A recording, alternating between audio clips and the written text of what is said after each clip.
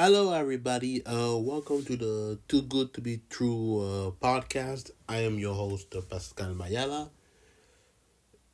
It's been a week for my mini vacation. It's been a week that I did not do my podcast because I had a mini vacation. Not just I have a mini vacation, I felt sick also for a couple of days, but I will tell you that I am fine. I am in good health, and let's get to our topic. I want to talk about. So before we get to the subject that we'll talk about, I would like to thank you everybody who's listening to this podcast. Whether you're in the United States, Canada, Australia, France, or in the UK, I'm grateful that you guys are listening to my podcast.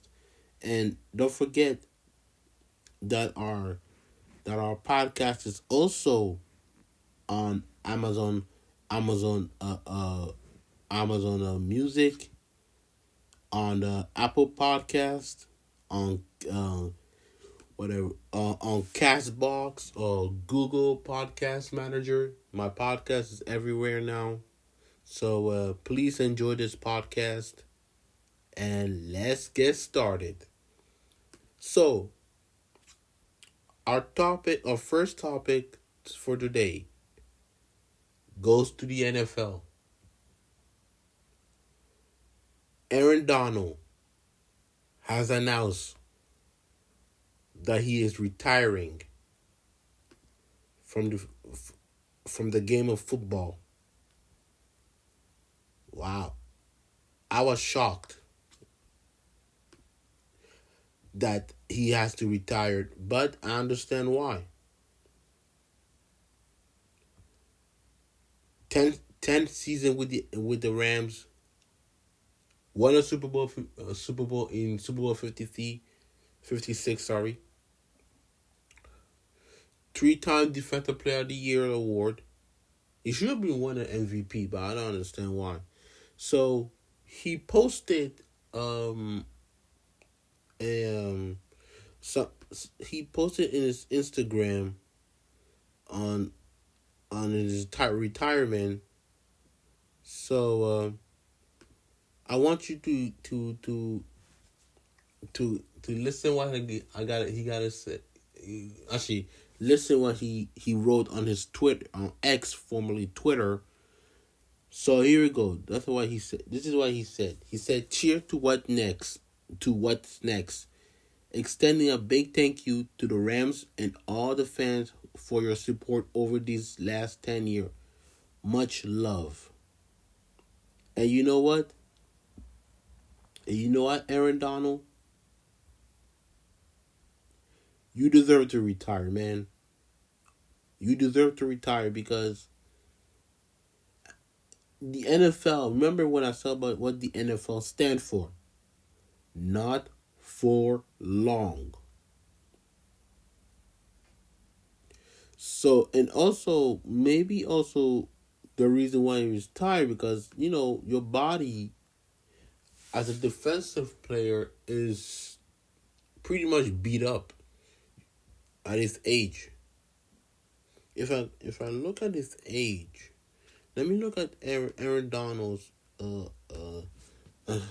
Aaron Donald's age.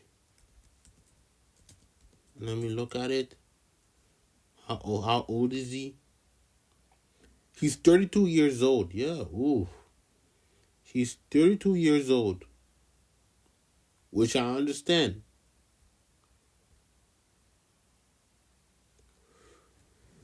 Damn. He deserved to retire because he's already accomplished what he needed to do. 3-time Defensive Player of the Year, Super Bowl champion. What else he need to prove? What else he need to prove now? Because the way I see it, like I said, the NFL you cannot even play until you're 40. especially when you're a defense when you're on the defensive side. Not everybody's like Tom Brady. Not everybody's like Aaron Rodgers. And I know people. You guys are gonna say, "Well, but wait a minute, Pascal. This is a different position." Yeah, I know it is a different position. The quarterback are protected uh by the offensive lineman, but I'm not talking about a different position. I talk about a long career.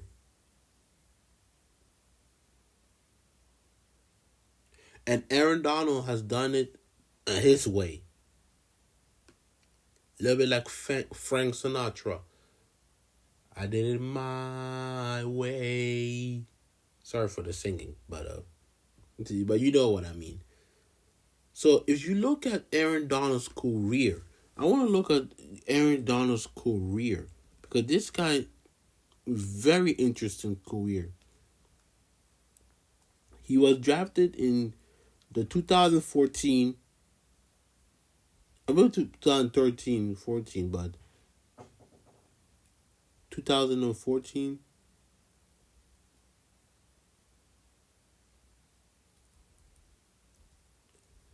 Yeah, I think it was 2014. Yeah, 2013, 14. Yeah, yeah. Let's say 2014 by the St. Louis Rams. Remember, they were not the Los Angeles Rams. They had to move the next the 2 years before after his 2 years in St. Louis. So he was drafted in by the St. Louis Rams, a team that they needed to be rebuilt.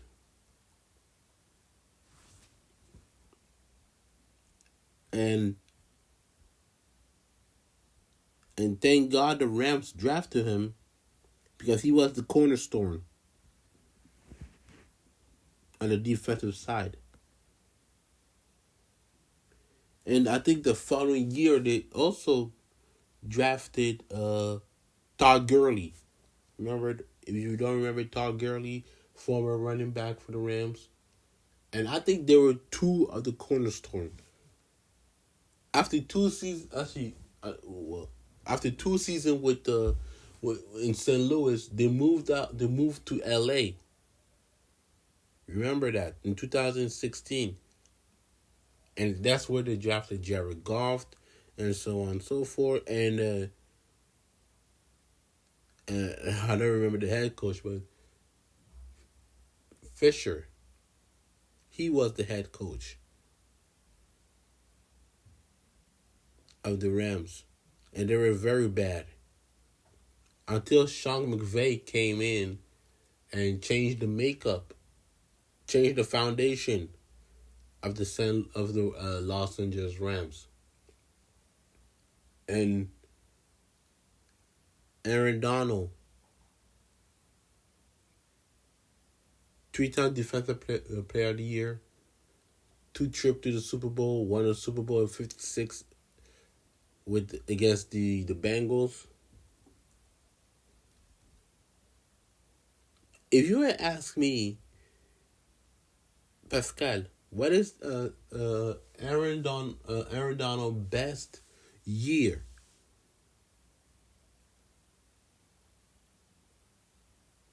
If you ask me, it has to be the 2020 Rams. And you can look at the number. Combination 45, assist 18. But listen to this.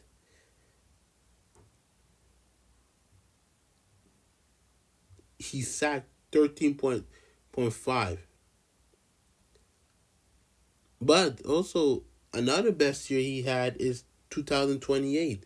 You know, that was the year they went to the Super Bowl against the Patriots. One of the worst Super Bowl ever. In my opinion. This is where the Rams cheated to go to that Super Bowl. And once we know the Rams were going to the Super Bowl, I didn't watch that Super Bowl anyway. That was a horrible Super Bowl.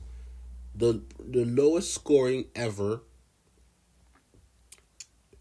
The Rams, and like I still to this day I say this: the Rams don't have any fan base to this day.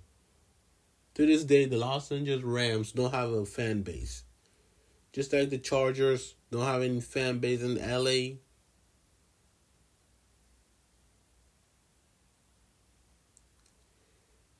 It's a Raiders town. And a basketball town too. It's a Lakers town and a Raiders town. So enough with the Rams. So we talk about Aaron Donald. So I said in 2018 his sack was 20.5. So if you talk about 0.5, what is 0.5? 0.5 is the half. Sorry. Half of the people who stuck with him. So once again, I will say this. Great career. Have a great retirement. You deserve it. You're a champ. Much love and respect.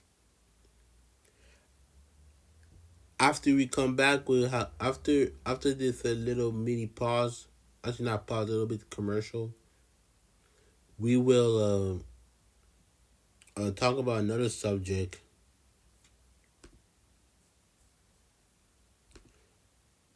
On this podcast, so I'll be back.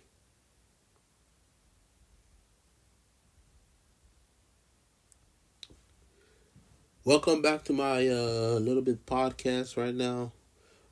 If you're enjoying it, like I said, don't forget to listen to the podcast on any streaming you see, and enjoy it, like it or hate it, but do not ignore it. So another topic that I want to talk about is the beef between Michael Jordan and Isiah Thomas. That goes back since the 2020 documentary of The Last Dance. Before I give my opinion, I want you to listen what Isiah gotta say about if one day they can have a reconciliation with Michael Jordan. So listen. Where's your relationship at today, and is that salvageable? Dude, no. Not salvageable. This dude got on national television, international television, and called me an asshole. Somebody who's been really good to him. And until he apologizes on international television, we ain't no conversation. You can't apologize and have a private dinner when you done embarrass me publicly. If you didn't mean it, say it publicly. Now, if you meant it, let it stand. I'm good with that. So this is what you gotta listen to Isiah Thomas about his one day reconciliation with Michael Jordan. I'll say this. This is sad. Not apart from Isiah, but a part of Michael Jordan too. And I know people say, but Michael doesn't need to apologize. Actually, he needs to. Both of them. And I will tell you why. We live in a society that if you insult me, I have to insult you back. Which is normal. It's life. But the way that I see it right now, I'm not going to say it's an embarrassment. It is sad. Because two grown adults. I mean, not just adult grandpa, because they do have grandchildren, cannot settle their problem. And it goes back to the documentary of The Last Dance, which I watched it during the pandemic, which is an excellent documentary. It's not my number one favorite. I'll be honest with you. It's my number two over my favorite documentary of all time, Michael Jordan to the Max. If you never watched Michael Jordan to the Max, uh, I have a hard time to explain to you. But let's go back to the Isiah Thomas. Should Michael Jordan apologize? People will say no. I will say yes. Should Isiah Thomas apologize to Michael Jordan? Yes. Number one, and I'll tell you why. And this is what this last dance has created. It has created a problem ever since this documentary came out. And I know people say, but it's Michael Jordan, you can't fight back. I mean, please. I mean, people need to stop that, okay? Michael Jordan need to apologize, because if you don't apologize, you're not going to be in peace. You're never going to be in peace.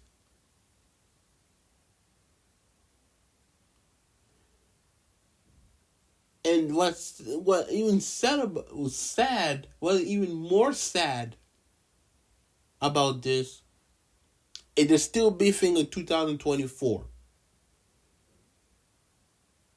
I mean, come on.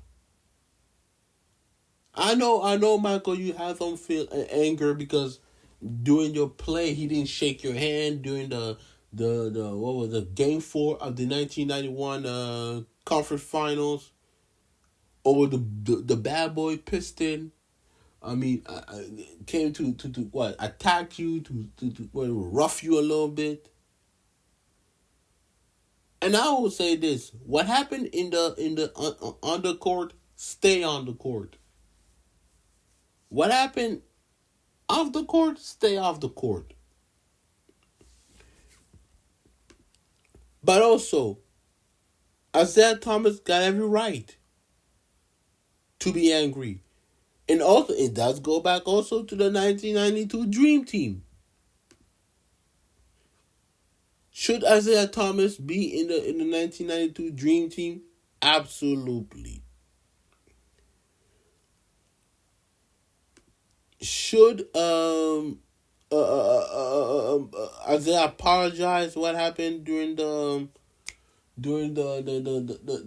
playing year? Absolutely. And like I said, it does go back to the documentary Last Dance.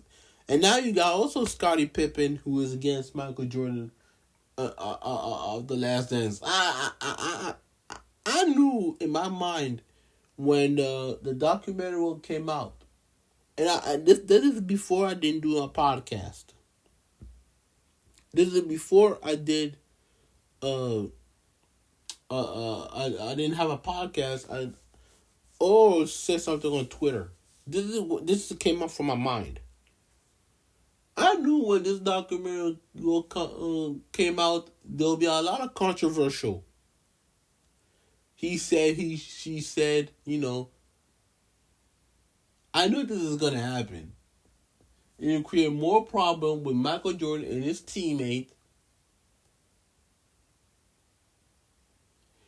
And this was the result. Right now.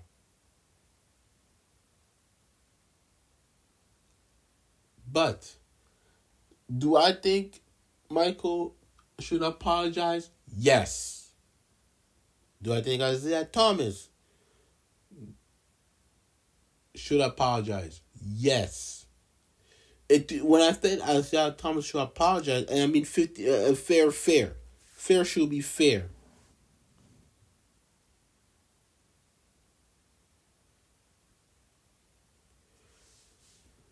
So that's my thought on this situation between Isiah Thomas and the Michael Jordan beef. So this is what I gotta say about that. But let's get to another topic. Nelly said something on the shop. Shout out to the shop. Shout out to the shop. He said that the 2000 era was the toughest era of in rap history. So I want you guys to listen to this what Nelly gotta say, and you're gonna listen to my thought. So listen. When I put out songs, I had to go against DMX, Eminem, Jay-Z, Eminem, Lil Wayne, 50 Cent, Luda. Yeah. All of us are fighting for one spot. So from 99 to like 2008, 10, it's the hardest era ever to get rap. You know what? That's crazy. So you heard what Nelly gotta say. I gotta say this. He's not lying. He's not lying at all. Because I remember as a kid, I wasn't into like deep to hip hop like that. But I do remember listening to Jay-Z, Nelly, Ludacris. Lil Wayne came in later in the 2007. This is for me. 2006, 2007.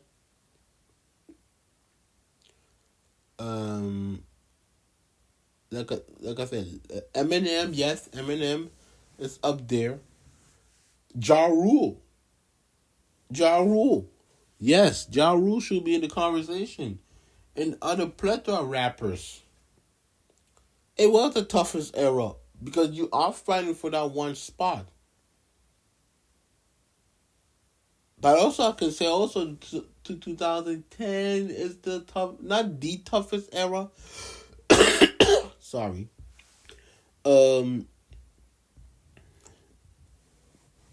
It's pretty much the toughest, but not the toughest era. In 2020, I don't think so. But I agree 1000% with Nelly, man. If you don't know who Nelly is, he's a rapper. If you didn't live through that era, it's hard to explain. Nelly has some bangers. I remember his first album, Country Grammar, which that was a hell of an album. Country Grammars, he has some great songs. Believe me. Nelly, if you ask me, Nelly's underrated. If you put the most underrated rappers of all time, Nelly is up there.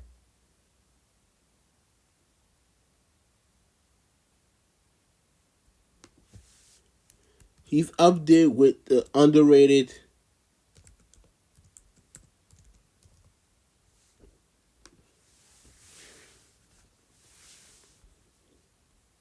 I mean,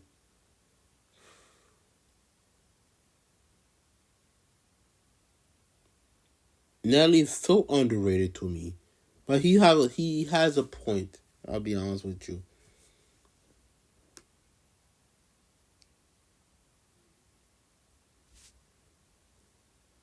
This is what I gotta say. But he's not wrong. Nelly's not wrong. The 2000 rap was the toughest era ever. Another topic I want to talk about is about what is it? Uh, another another topic I want to talk about is that Shaq said that nobody fear LeBron James. And I tried to look for the video. I tried to look at it, look at that video. I tried to look at it. Hey, what's up, everybody? This is Charles. Sorry, that's not the one. But he said he had an sat down interview with uh what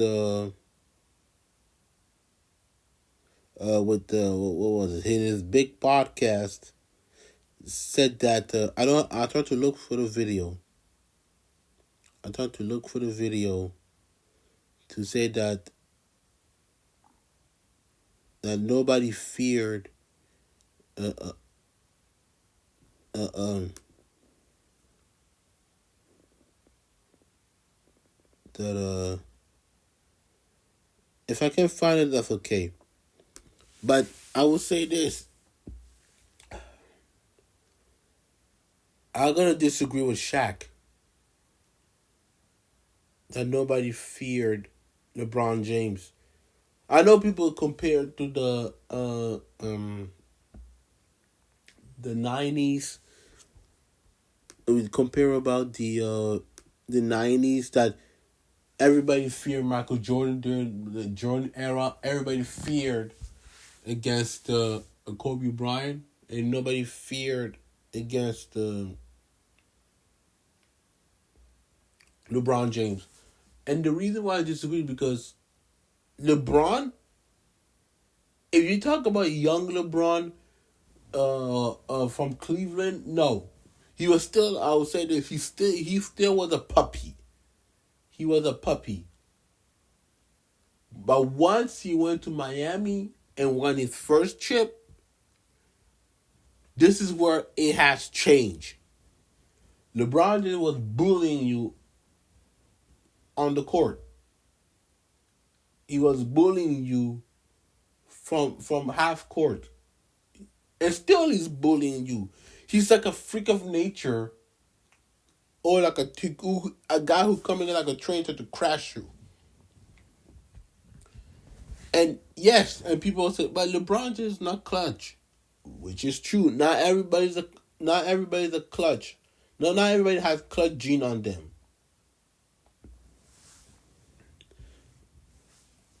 Not everybody will have a shooting ability like a Steph Curry, or one person who had the ball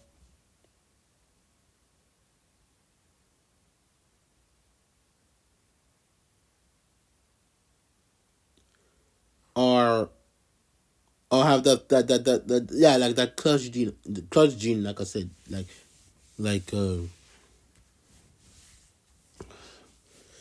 but I would say this: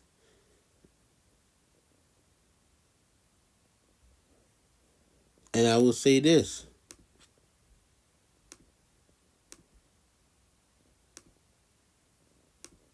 In the playoff, you should be feared by LeBron James in the playoff. And also, I understand why they don't fear, because we're in a different time. And it will go back with the next topic I will talk about after this topic, that it's a different time. And also, your I think Kevin Durant said it best. Your best enemy is when you were playing against him on AAU.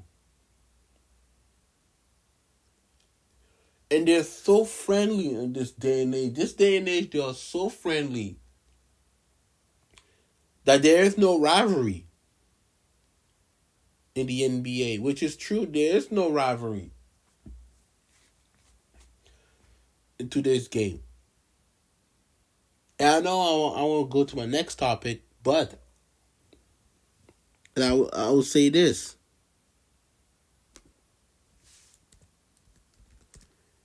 You should be fear of LeBron James.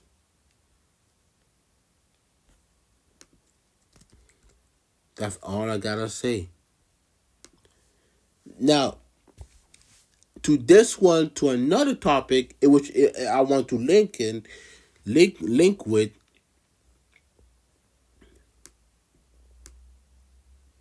If the 90s people complaining about the 90s basketball, and I think it started with one TikTok. I think it was a TikTok about the 90s, we're done with the 90s basketball. I'll try to find it a little bit.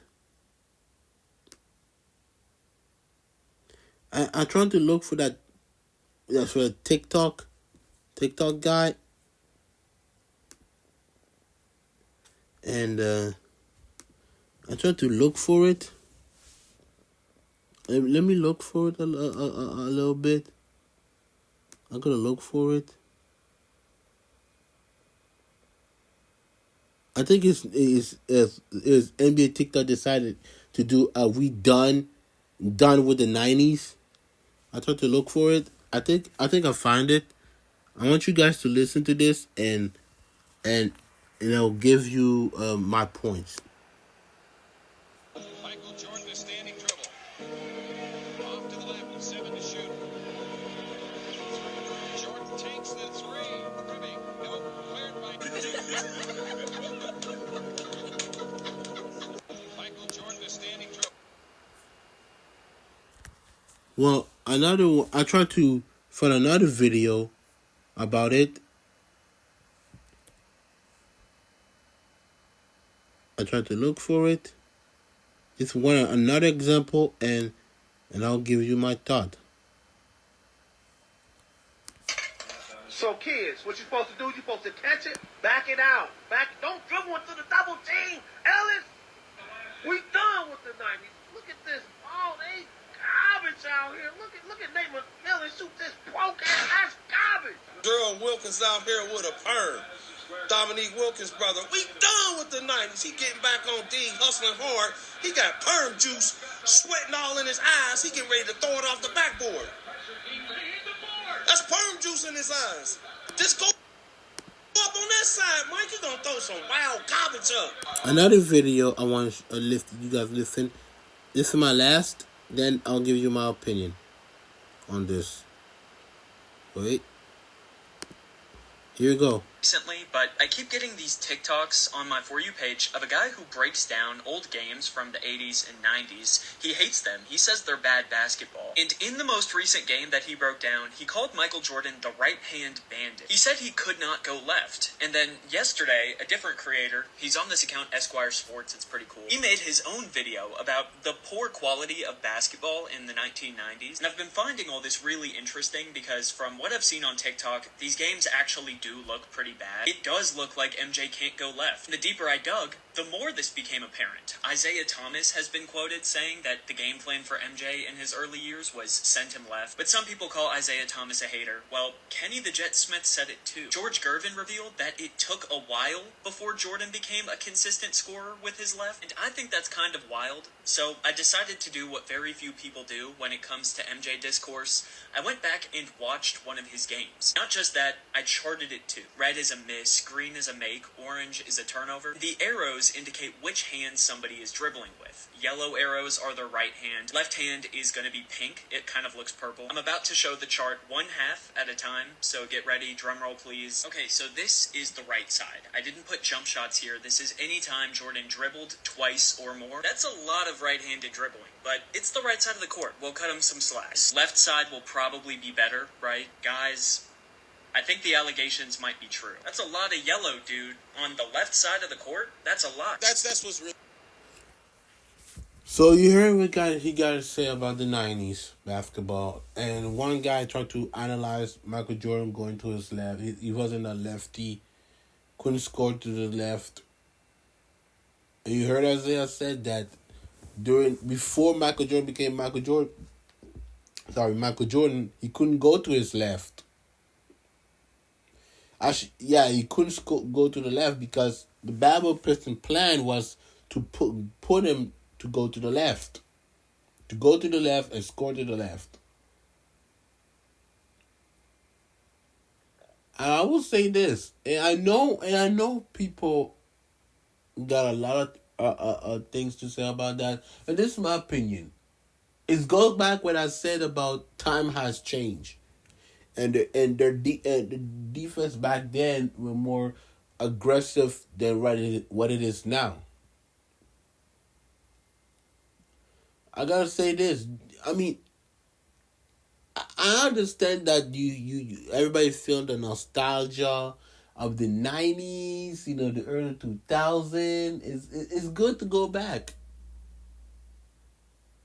And the person who said the '90s said that the '90s suck. That's his opinion. I'll say he's wrong, but I understand. Because back then, they were handshaking, and you have rivalries. Today, we don't have any rivalries.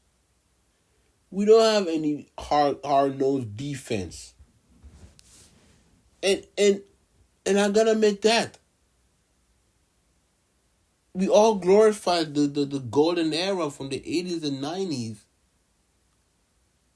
I mean, sometimes I wish in this era we'll play more defense.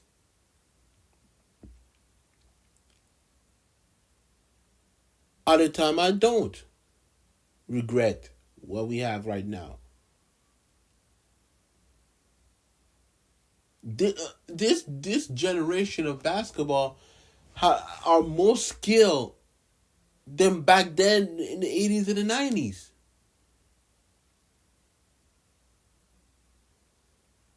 And that goes back with the old players too. That they always reminisce saying about the golden era day, that the '90s was better than right now.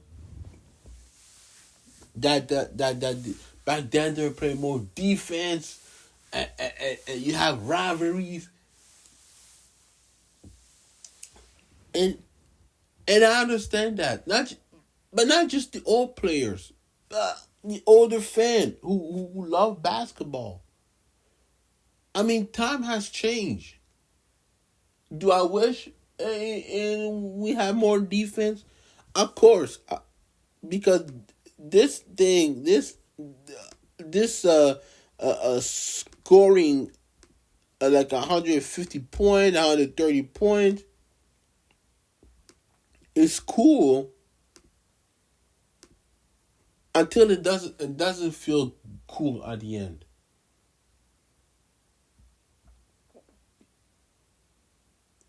So I understand what people are coming from.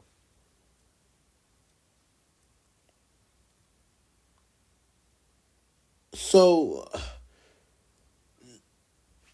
I mean, there's no right or wrong answer. Do I wish, like I said, do I wish in this era players should play defense? Yes. Do I think that the scoring should be like, for example, 107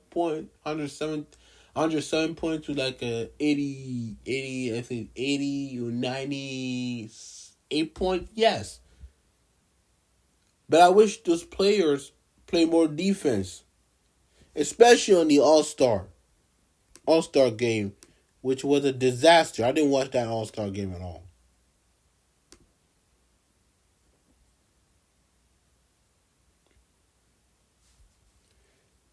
So,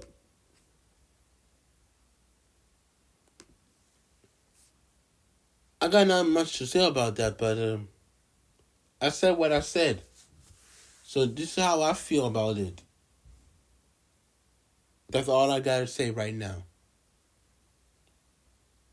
I got a catchphrase now. Catchphrase. That's all I gotta say. Man, that's gonna become a new catchphrase, people. That's all I gotta say. A new catchphrase, people. That's all I gotta say.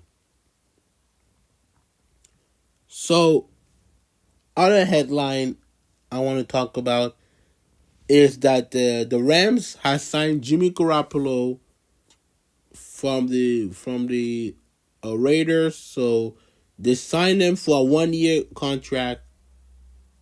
A 1-year contract after he released from the Raiders, which I'm glad. But I don't think he will play. He will start because of Matthew Stafford is still there, and I think him and Sean McVay really Jimmy Garoppolo will be. I don't think he will bring some veteralism because Matthew Stafford is more veteran than Jimmy Garoppolo. But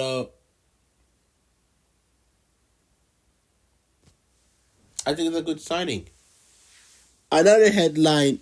Another top headline for today is that the Eagles traded for Kenny Pickett. Whew. Man, Kenny Pickett has been traded to the Eagle. So the Eagles. So let me say this. According to Adam Schefter, ESPN Adam Schefter. He said Kenny Pickett said he preferred to move on after the Steelers signed Russell Wilson. That's what Adam Schefter said. So the Eagle gets Kenny Pickett plus a 2024 4th-round draft pick, which is number 120, and the Steelers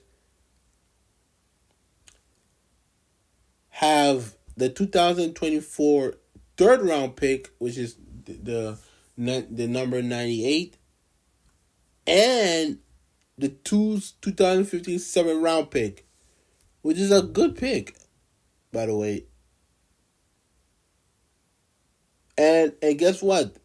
Adam Schefter said on his tweet that Kenny Pickett grew up in New Jersey as an Eagles fan. Oh, I wish I did not know that. I did not know that he grew up as an Eagle fan. What I gotta say about that? That it was a completely failure for 2 years with the Steelers, and I'm glad that he moved on from that, and I wish nothing the best luck for him, for Kenny Pickett. Another NFL headline: the Cleveland Brown has hired Mike Vrabel as a consult for the Brown consultant.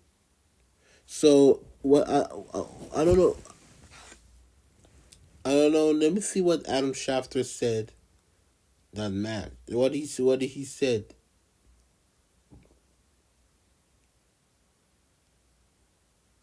So he didn't say he didn't have more. He doesn't have any detail. But I'll say this: we wish nothing the best for Mike Vrabel as the personal consultant for the Cleveland Browns.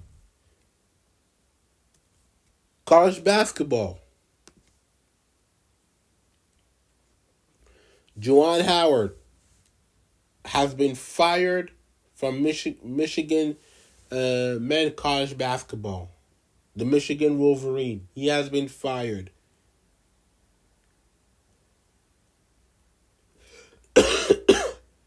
So after 5 seasons, he got fired from the Michigan Wolverine. He is like what? 8-24 in his 2023-2024.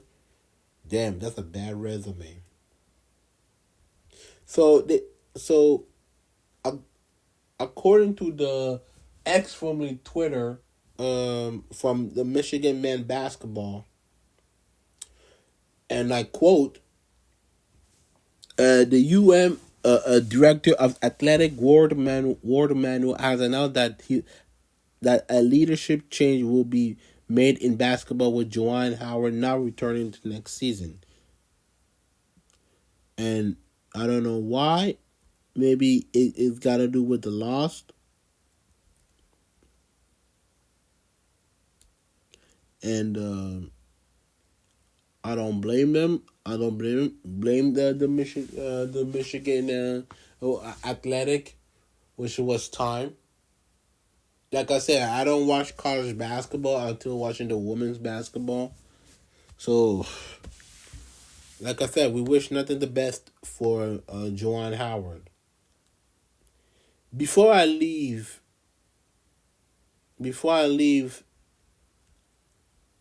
I want to look at the power ranking, the NBA power ranking right now in the NBA. So, let's look at our top 10 power ranking. I want to look into our power ranking top 10. Let's go to the top 10. Look in the power ranking. So number 10, Dallas Mavericks, which I'm surprised. The Dallas Mavericks are in the top 10 according to Bleacher Report, people. Not according to ESPN. And I believe that's ESPN, right? Wait, let me see this. Yep, according to Bleacher Report. So we said the Dallas Mavericks are number 10. The New York Knicks, number 9, which I'm not surprised.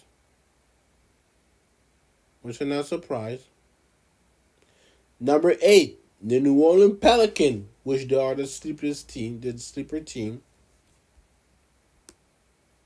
Number 7, Cleveland Brown. Okay. Number 6, Milwaukee Bucks, which they should be top 5, but I don't know why. Number 5, the Los Angeles Clippers. Oh, okay, that's not bad. Number 4, the Minnesota Timberwolves. Okay. Number 3, Oklahoma City Thunders, which is fair. Yeah, it's true. Number 2, Boston Celtics. I'm surprised. And number 1, the Denver Nuggets, according to Bleacher Report. I will say this. I think Boston should be ahead of the Denver Nuggets, but it is their decision, not mine. So thank you very much to listening to my podcast for today. And I hope everybody enjoyed it. If you really wanted to follow me on social media, on Twitter, X, formerly Twitter, it's if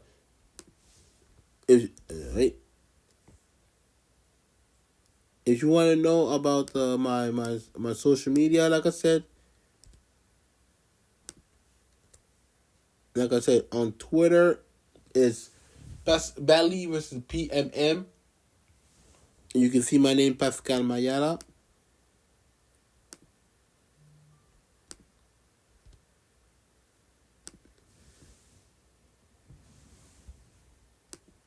On sorry. On X from Twitter it's at Belly versus PMM. On Instagram is Pascal _Mayala _15. Same thing on Threads. And if you want to listen to this podcast, go to to Spotify. You'll listen to Too Good to Be True with Pascal Mayala.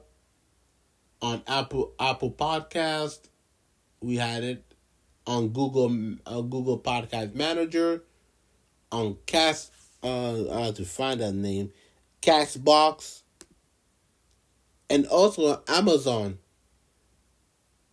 So you can follow me on those three platforms, on Instagram, X formerly Twitter, and on Threads.